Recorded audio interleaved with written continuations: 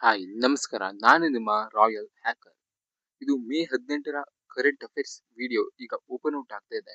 ಇದರಲ್ಲಿ ತುಂಬಾನೇ ಟಾಪಿಕ್ಗಳಿವೆ, ಒಂದೊಂದಾಗಿ ನೋಡ್ತಾ ಹೋಗೋಣ ಬನ್ನಿ. ಭಾರತ ಡಚ್ 17 ಒಪ್ಪಂದಗಳಿಗೆ ಸಹಿ. ನಮ್ಮ ಮೋದಿಯವರು ನೆದರ್ಲ್ಯಾಂಡ್ಸ್, ಸ್ವೀಡನ್, ನಾರ್ವೆ, ಇಟಲಿ ದೇಶಗಳಿಗೆ 4 ದಿನಗಳ ಪ್ರವಾಸವನ್ನ ಹಮ್ಮಿಕೊಂಡಿದ್ರು. ಈಗ ನೆದರ್ಲ್ಯಾಂಡ್ ಪ್ರವಾಸದಲ್ಲಿ ಪಶ್ಚಿಮ ಏಷ್ಯಾ ಉಕ್ರೇನ್ ಸ್ಥಿತಿಗತಿ ಕುರಿತು ಮೋದಿ ರಾಬ್ ಜೆಟನ್ ಚರ್ಚೆ. ಭಾರತ ಮತ್ತು ನೆದರ್ಲ್ಯಾಂಡ್ ನಡುವೆ ರಕ್ಷಣಾ ಪಾಲುದಾರಿಕೆ ಬಲಗೊಳಿಸಲು ವಿರಳ ಖನಿಜಗಳು ಮತ್ತು ಇತರ ಮಹತ್ವದ ಕ್ಷೇತ್ರಗಳಲ್ಲಿ ಸಹಕಾರ ವೃದ್ಧಿಸಲು 17 ಒಪ್ಪಂದಗಳು ಏರ್ಪಟ್ಟಿವೆ. ಎರಡು ದೇಶಗಳ ನಡುವೆ ವ್ಯಾಪಾರ, ಹೂಡಿಕೆ, ಭದ್ರತೆ, ಸೆಮಿಕಂಡಕ್ಟರ್, ಬಾಹ್ಯಾಕಾಶ, ಕ್ವಾಂಟಮ್ ಕಂಪ್ಯೂಟಿಂಗ್ ಸೇರಿದಂತೆ ಉದಯೋನ್ಮುಖ ತಂತ್ರಜ್ಞಾನ ಕ್ಷೇತ್ರಗಳಲ್ಲಿ ಸಂಬಂಧ ಬಲಗೊಳ್ಳಲು ಈ ಒಪ್ಪಂದಗಳು ನೆರವಾಗಲಿವೆ. ಯಾವ್ಯಾವ ಒಪ್ಪಂದ ಅಂತ ಇಲ್ಲಿ ಮೆನ್ಷನ್ ಮಾಡಿಲ್ಲ, ಆದ್ರೆ 17 ಒಪ್ಪಂದಗಳು ಏರ್ಪಟ್ಟಿದ್ದಾವೆ. ಅವುಗಳಿಗೆ ನೆಕ್ಸ್ಟ್ ಮುಂದಿನ ಕೊಡ್ಬೋದು, ನೋಡೋಣ. ಇದರಷ್ಟರಲ್ಲಿ ಅವರ ಭೇಟಿ ಮತ್ತೆ ಒಪ್ಪಂದದ ಬಗ್ಗೆ ಸ್ವಲ್ಪ ಡೀಟೇಲ್ಸ್ ಕೊಟ್ಟಿದ್ದಾರೆ, ನೋಡ್ಕೊಳ್ಬಹುದು. ನೆಕ್ಸ್ಟ್ ಮುಂದಿನ ಟಾಪಿಕ್ ಹೋಗಿದ್ದಾರೆ. ಸುಪ್ರೀಂ ನ್ಯಾಯಮೂರ್ತಿ ಸಂಖ್ಯೆ 38ಕ್ಕೆ ಸುಗ್ರೀವಾಜ್ಞೆ. ಇದು ಸ್ವಲ್ಪ ಇಂಪಾರ್ಟೆಂಟ್ ಆಗುತ್ತೆ ನೋಡಿ. ಸುಗ್ರೀವಾಜ್ಞೆ ಇದು ಸುಪ್ರೀಂ ಕೋರ್ಟ್ ನ್ಯಾಯಮೂರ್ತಿಗಳ ಸಂಖ್ಯೆಯನ್ನ 33ರಿಂದ 38ಕ್ಕೆ ತ್ವರಿತವಾಗಿ ಹೆಚ್ಚಿಸಲು ಕೇಂದ್ರ ಸರ್ಕಾರ ಸುಗ್ರೀವಾಜ್ಞೆ ಹೊರಡಿಸಿದೆ. ಈ ಕುರಿತು ಸಂಸತ್ತಿನಲ್ಲಿ ಮಸೂದೆ ಮಂಡಿಸಲು ಕೇಂದ್ರ ಸಚಿವ ಸಂಪುಟ ಮೇ 5ರಂದು ನಿರ್ಧಾರ ತೆಗೆದುಕೊಂಡಿದ್ದು, ಅದರ ಬೆನ್ನಲ್ಲೇ ಸುಗ್ರೀವಾಜ್ಞೆ ಹೊರಡಿಸಲಾಗಿದೆ. ಸುಪ್ರೀಂ ಕೋರ್ಟ್ ನ್ಯಾಯಮೂರ್ತಿಗಳ ಸಂಖ್ಯೆ ತಿದ್ದುಪಡಿ ಸುಗ್ರೀವಾಜ್ಞೆ 2026ಕ್ಕೆ ರಾಷ್ಟ್ರಪತಿ ದ್ರೌಪದಿ ಮುರ್ಮು ಅವರು ಶನಿವಾರ ಸಹಿ ಮಾಡಿದ್ದಾರೆ. ಸ್ವಲ್ಪ ಇಂಪಾರ್ಟೆಂಟ್ ಆಗುತ್ತೆ ನೋಡಿ. ಯಾವುದು ಕಾರಣಕ್ಕಾಗಿ ಈ ಸಂಖ್ಯೆನ ಹೆಚ್ಚು ಮಾಡಿದ್ರೆ ಇನ್ನು ತಿಳಿದು ಬಂದಿಲ್ಲ, ಆದ್ರೆ ಸುಗ್ರೀವಾಜ್ಞೆಗೆ ಈಗಾಗಲೇ ರಾಷ್ಟ್ರಪತಿಯವರಿಂದ ಸಹಿ ಆಗಿದೆ, ಜಾರಿಯ ಕೂಡ ಆಗಿದೆ. ಆದ್ರೆ ಯಾವ ಕಾರಣಕ್ಕೆ ಅಂತ ಇನ್ನು ತಿಳಿದು ಬಂದಿಲ್ಲ. ನೆಕ್ಸ್ಟ್ ಪೇಪರ್ ನಲ್ಲಿ ಏನಾದ್ರು ಬಂದ್ರೆ ನಾನು ಆದಷ್ಟು ಬೇಗ ನಿಮ್ಗೆ ತಿಳಿಸ್ಕೊಡ್ತೇನೆ. ಸುಪ್ರೀಂ ಕೋರ್ಟ್ ನ್ಯಾಯಮೂರ್ತಿಗಳ ಸಂಖ್ಯೆ ಕಾಯ್ದೆ 1956 ನ್ಯಾಯಮೂರ್ತಿಗಳ ಸಂಖ್ಯೆಯನ್ನು 10ಕ್ಕೆ ಏರಿಸಲು ಅವಕಾಶ ಮಾಡಿಕೊಟ್ಟಿತ್ತು. ಈ ಕಾಯ್ದೆಗೆ ಹಲವಾರು ಬಾರಿ ಇದ್ರ ಬಗ್ಗೆ ಸ್ವಲ್ಪ ಡೀಟೇಲ್ಸ್ ಇದೆ ನೋಡಿ. ಇಲ್ಲಿ ಏನಂದ್ರೆ ಸುಪ್ರೀಂ ಕೋರ್ಟ್ ನ ನ್ಯಾಯಮೂರ್ತಿಗಳ ಸಂಖ್ಯೆ ಬಗ್ಗೆ ಇಲ್ಲಿ ಸುಪ್ರೀಂ ಕೋರ್ಟ್ ಕಾಯ್ದೆ 1956ರಲ್ಲಿ ಎಷ್ಟು ಜನ ಇರಬೇಕು ಅನ್ನೋದ್ರ ಬಗ್ಗೆ ಇತ್ತು. ಅದನ್ನ ಕಾಲಕ್ರಮೇಣ ತಿದ್ದುಪಡಿ ಮಾಡಿ ಈಗ ಇಷ್ಟು ಜನಕ್ಕೆ ಬಂದು ನಿಂತಿದೆ. ಅದ್ರ ಬಗ್ಗೆ ಸ್ವಲ್ಪ ಜಾಸ್ತಿನ ಡೀಟೇಲ್ಸ್ ಕೊಟ್ಟಿದ್ದಾರೆ ನೋಡಿ. ಯಾವ ಇಸ್ವಿಯಲ್ಲಿ ಎಷ್ಟು ಜನಸಂಖ್ಯೆಗೆ ಏರ್ಸಿದ್ದ ಹೋಗಿದ್ದಾರೆ ಅಂತ ಅದು ಸ್ವಲ್ಪ ನೋಡ್ಕೊಳ್ಳಿ ಇದೆ.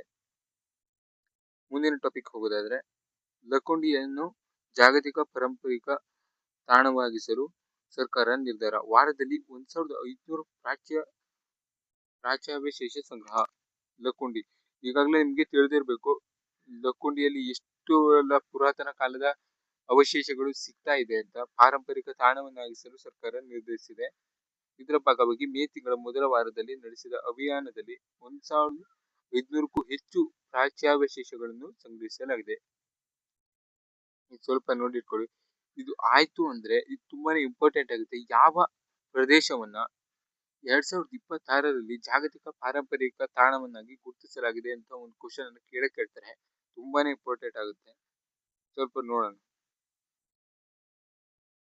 ಸರ್ಕಾರ ಈಗ ನಿರ್ಧಾರ ಮಾಡಿದೆ, ಇನ್ನೂ ಸೇರ್ಸಿಲ್ಲ. ಸೇರ್ಸಾದ್ಮೇಲೆ ಮತ್ತೆ ಡೀಟೇಲ್ಸ್ ಅನ್ನ ಕೊಡ್ತಾರೆ, ಆವಾಗ ತಿಳಿಸ್ಕೊಡ್ತೇನೆ. ಇದೊಂದು ಸ್ವಲ್ಪ ಇಂಪಾರ್ಟೆಂಟ್ ಆಗುತ್ತೆ ನೋಡಿ. ಈ ವರದಿ ಬಗ್ಗೆ ನಾನು ಮೊನ್ನೆ ವಿಡಿಯೋದಲ್ಲಿ ಹೇಳಿದ್ದೆ. ನೆಕ್ಸ್ಟ್ ಲಾಸ್ಟ್ ನಲ್ಲಿ ಬೇಕಿದ್ರೆ ಕಮೆಂಟ್ ಮಾಡಿ, ಎಲ್ಲ ಸೇರಿಸಿ ಒಂದು ಡೀಟೇಲ್ ವಿಡಿಯೋ ಮಾಡ್ಕೊಡ್ತೀನಿ ಅಂತ. ಏನಂದ್ರೆ ರಾಷ್ಟ್ರೀಯ ಅಪರಾಧ ದಾಖಲೆಗಳ ಬ್ಯೂರೋ ಈಚೆಗೆ ಬಿಡುಗಡೆ ಮಾಡಿರುವ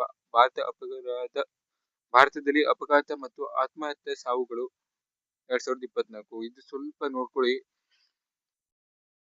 ಕರ್ನಾಟಕವು 4ನೇ ಸ್ಥಾನದಲ್ಲಿ. ಯಾವುದರಲ್ಲಿ? ರಸ್ತೆ ಅಪಘಾತ ಸಂಭವಿಸಿದ ರಾಜ್ಯಗಳ ಪಟ್ಟಿಯಲ್ಲಿ ಕರ್ನಾಟಕ 4ನೇ ಸ್ಥಾನದಲ್ಲಿದೆ.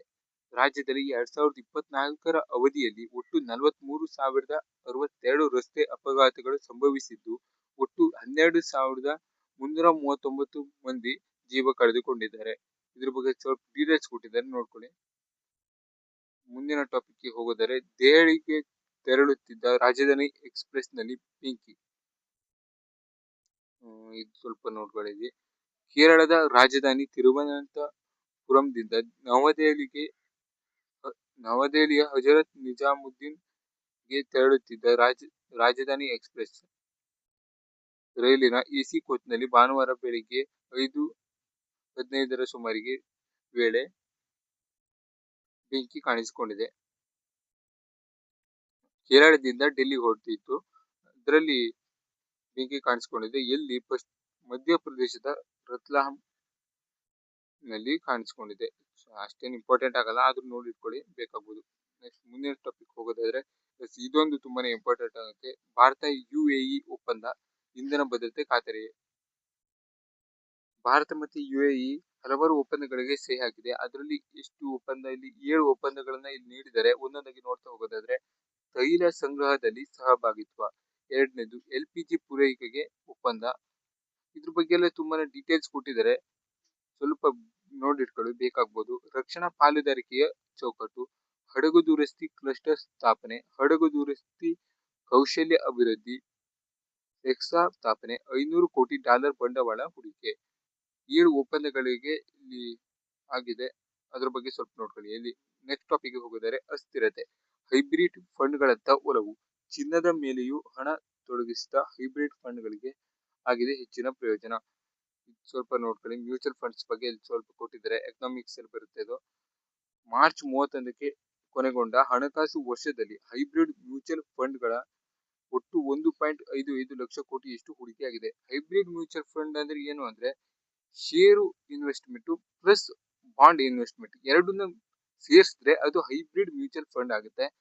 ಅದು ಈ ಹಣಕಾಸು ವರ್ಷದಲ್ಲಿ ಯಾವುದಂದ್ರೆ 2025-26 ಹಣಕಾಸು ವರ್ಷದಲ್ಲಿ 1.55 ಲಕ್ಷ ಕೋಟಿಯಷ್ಟು ಹೂಡಿಕೆ ಆಗಿದೆ. ಇದು ಹಿಂದಿನ ಹಣಕಾಸು ವರ್ಷದಲ್ಲಿ ಈ ಬಗೆಯ ಮ್ಯೂಚುವಲ್ ಫಂಡ್ಗಳಲ್ಲಿ ಆಗಿದ್ದ ಹೂಡಿಕೆ ಮೊತ್ತಕ್ಕೆ ಹೋಲಿಸಿದರೆ 29% ಹೆಚ್ಚಾಗಿದೆ. ಇದ್ರ ಬಗ್ಗೆ ಸ್ವಲ್ಪ ನೋಡ್ಕೊಳ್ಳಿ, ಬೇಕಾಗಬಹುದು. ನೆಕ್ಸ್ಟ್ ಟಾಪಿಕ್ ಹೋಗೋದಾದ್ರೆ, CNG ದರ ಕೆಜಿಗೆ ₹1 ಹೆಚ್ಚಳ. ಜಾಸ್ತಿ ಇಂಪಾರ್ಟೆಂಟ್ ಆಗಲ್ಲ, ನೋಡ್ಕೊಳ್ಳಿ. ಪ್ಯಾನಿಕ್ ಬಟನ್ ಖಚಿತಪಡಿಸಿಕೊಳ್ಳಿ. ಇದೊಂದು ಸ್ವಲ್ಪ ಇಂಪಾರ್ಟೆಂಟ್ ಆಗ್ಬೋದು, ನೋಡ್ಕೊಳ್ಳಿ. ಸಾರ್ವಜನಿಕ ಸೇವಾ ವಾಹನಗಳಲ್ಲಿ ವಾಹನ ಸ್ಥಳ ಪಥ ಸಾಧನಗಳು VLDT ಏನಿದೆ, ವೆಹಿಕಲ್ ಲೊಕೇಶನ್ ಟ್ರ್ಯಾಕಿಂಗ್ ಡಿವೈಸ್ ಏನಿದೆ ಅದು, ಮತ್ತೆ ಪ್ಯಾನಿಕ್ ಬಟನ್ ತುರ್ತು ಬಟನ್ ಆಗಿ ನೀಡಿರ್ತಾರೆ. ಅದನ್ನ ಕಾಲಕ್ಕೆ ಅನುಗುಣವಾಗಿ ಅದನ್ನ ಸರಿಪಡಿಸ್ಕೊಳ್ತಾ ಇರಬೇಕು. ಅದು ಸರಿ ಇದ್ರೆ ಮಾತ್ರ ಗಾಡಿನ ಲೈಸೆನ್ಸ್ ಕೊಡ್ಬೇಕು ಅಂತ ಹೇಳ್ತಾ ಇದ್ದಾರೆ. ಕೇಂದ್ರ ಮೋಟಾರ್ ವಾಹನ ನಿಯಮಗಳ 1989ರ ಪೈಕಿ 125H ಅನ್ನು ಕಟ್ಟುನಿಟ್ಟಾಗಿ ಜಾರಿಗೊಳಿಸುವಂತೆ ಆದೇಶಿಸಿರುವ ಸುಪ್ರೀಂ ಕೋರ್ಟ್.